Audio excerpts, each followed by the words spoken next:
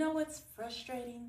Trying to stay in a calorie deficit and somehow still being hungry 20 minutes after you just ate. Like, excuse me, I just had a snack, a meal, and possibly a personality crisis. Why am I still thinking about food? Well, one reason might be something called calorie density, and understanding this one concept could make dieting a whole lot easier. Today we're talking about volume eating, what it is, why it works, and how you can use it to stay fuller while still staying in a calorie deficit. Because contrary to what the internet might suggest sometimes, the goal is not to survive off of 3 almonds and a dream. Let's get into it.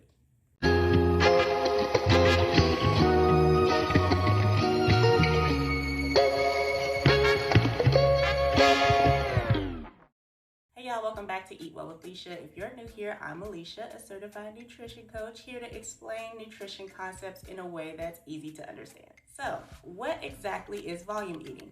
Volume eating is basically focusing on foods that give you more physical food for fewer calories. In other words, food that takes up more space in your stomach without blowing up your calorie budget. And this usually happens when foods are high in water, fiber, and sometimes air. These foods tend to have lower calorie density, meaning you can eat a larger portion and still keep your calories reasonable. For example, 100 calories of nuts, that's like a tiny handful. 100 calories of strawberries, that's like a whole bowl full. Same calories, but very different experience. One is a snack, the other one looks like you're about to sit down and watch Netflix with it. Why this helps with a calorie deficit? One of the biggest struggles of weight loss is hunger, and hunger isn't just about calories, it's also about volume. Your stomach actually has stretch receptors that send signals to your brain when you're physically full. So when you eat foods that take up more space, your body registers fullness sooner. Fiber also slows digestion, which helps you stay satisfied longer. Now, a quick side note from your friendly neighborhood nutrition coach.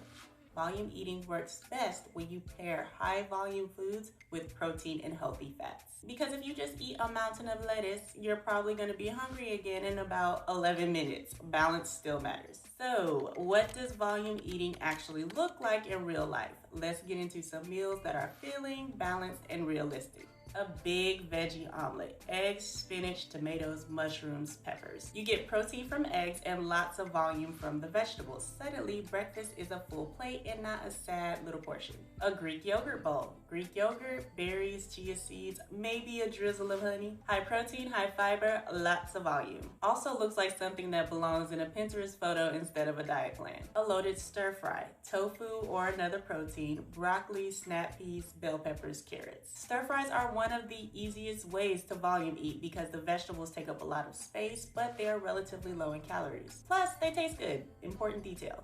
A salad that actually fills you up, not a sad restaurant side salad, a real one.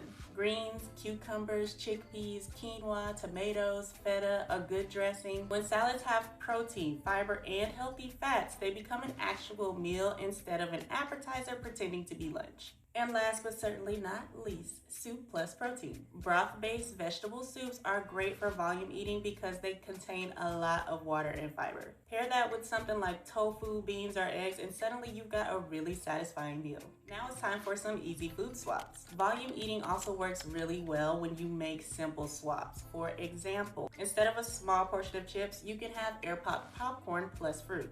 Instead of a plain pasta bowl, try adding mushrooms, zucchini, or spinach to increase the volume. Instead of a tiny snack that disappears in 2 bites, try something like apples with peanut butter. You're adding fiber and volume, which keeps you fuller longer. Common mistakes to avoid. Now, before everyone goes out and buys a wheelbarrow of cauliflower, here are some things to keep in mind. First, don't forget about protein. Protein is one of the most satisfying nutrients and helps stabilize hunger. Second, don't ignore healthy fats completely. They contribute to fullness and overall nutrition. And third, volume eating shouldn't turn into overeating just because something is low calorie. The goal is to make a calorie deficit feel more manageable, not to eat endless amounts of food. At the end of the day, one of the biggest reasons people struggle with dieting is because they feel like they constantly have to eat less and less food. But sometimes the answer is not eating less. Sometimes it's simply choosing foods that help you feel fuller with the calories you're already eating. And that's where volume eating can be really helpful, not as a strict rule, but as a tool to make healthy eating feel a little easier. I hope y'all found this video helpful and learned a little more about volume eating. Let me know in the comments if you plan to give it a try, and thank you guys so much for watching. I'll see you in the next one.